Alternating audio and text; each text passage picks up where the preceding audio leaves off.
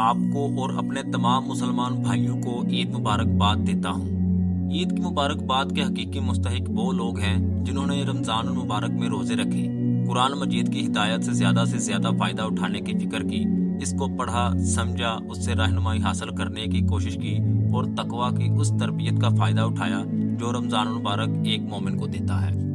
अगर किसी शख्स ने इस रमज़ान मुबारक के ज़माने में कुरान को इस नज़र से देखा और समझा है और कोशिश की है कि उसकी तालीम और हिदायत को ज़्यादा से ज़्यादा अपनी सीरत और किरदार में जज़ब करे, तो उसने वाकई इस नेमत पर अल्लाह का सही शुक्र अदा किया है। वो हकीकत में इस पर मुबारकबाद का मुस्तहिक है कि रमज़ान मुबारक में एक हक जो उस पर था उसे उसने ठीक अदा कर दिया।